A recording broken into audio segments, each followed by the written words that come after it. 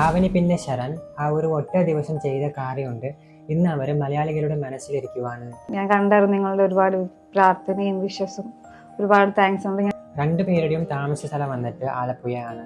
ഇവർ രണ്ടുപേരുടെ കല്യാണം വന്നിട്ട് നവംബർ 21 കല്യാണ ദിവസം രാവിലെ 3 മണിയെ അടുപ്പിച്ച് ആവണി കല്യാണത്തിനുള്ള മേക്കപ്പ് ചെയ്യാൻ വേണ്ടി ബ്യൂട്ടി പാർലറിലോട്ട് പോകുന്ന സമയത്താണ് ഈ അപകടം സംഭവിച്ചത്. ഹായ്, എല്ലാവർക്കും എന്നെ അറിയായിരിക്കും. എൻ്റെ പേര് ആവണി. 5 days ബാക്ക് എനിക്കൊരു ആക്സിഡൻറ്റ്. ഞാൻ എൻ്റെ ഡ്രീം ഡേക്ക് വേണ്ടി മേക്കപ്പ് ചെയ്യാൻ പോയതാ. പക്ഷെ ഇപ്പം ഞാൻ ഇങ്ങനെ കിടക്കുന്നത്. പ്രണയിക്കുന്ന സമയത്തിൽ വന്നിട്ട് എല്ലാവരുടെയും മനസ്സിലിരിക്കുന്ന ഒരു ഏറ്റവും വലിയ ആഗ്രഹം, സ്വപ്നം എന്ന് പറഞ്ഞാൽ അവരുടെ കല്യാണമായിരിക്കും.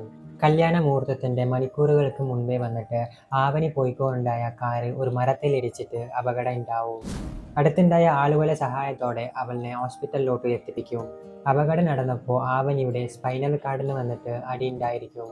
അതുകൊണ്ട് ഒരു സർജറി ചെയ്യണം എന്ന് ഡോക്ടർ പറയും. ഇവിടെ ചിന്തിക്കേണ്ട മറ്റൊരു കാര്യം കൂടിയുണ്ട്. നോർമലായിട്ട് വന്നിട്ട് കല്യാണത്തിൻ്റെ അടുത്ത ദിവസം അല്ലെങ്കിൽ കല്യാണ ദിവസം ആയിക്കോട്ടെ, ഇതുപോലെ എന്തെങ്കിലും സംഭവിച്ചാൽ അല്ലെങ്കിൽ ഒരു വിളക്കിൻ്റെ തീ അണഞ്ഞു പോയാലും കല്യാണം വരെ മാറ്റി വെക്കുന്ന ഈ കാലത്തിൽ ശരൺ പിന്നെ രണ്ടുപേരുടെ കുടുംബം ഒരുമിച്ച് ഇരുന്ന് സംസാരിച്ചെടുത്ത തീരുമാനം പ്രകാരം അതേ ദിവസം അതേ സമയത്തിൽ ഹോസ്പിറ്റൽ അതോറിറ്റിയുടെ സമ്മതത്തോടെ VPS ലേക്ക് ഷോർ ഹോസ്പിറ്റൽ കൊച്ചിയിൽ വന്നിട്ട് ശരൺ ആവണീനെ കല്യാണം കഴിക്കും. ആവണെ സ്ട്രോങ് ആയിരിക്കാനും ആവണിക്ക് എനിക്ക് കൊടുക്കാൻ പറ്റുന്നതായിട്ടൊരു സപ്പോർട്ട് എനിക്ക് കൊടുക്കണമെന്നും, പിന്നെ എനിക്ക് എൻ്റെ ആഗ്രഹം അത് എനിക്ക് അറിയിക്കണമെന്നും, ഞാൻ ആവണിയുടെ കൂടെ ഉണ്ട് ലൈഫ് ലോങ്. അതാ ഞാൻ ചെയ്തത്.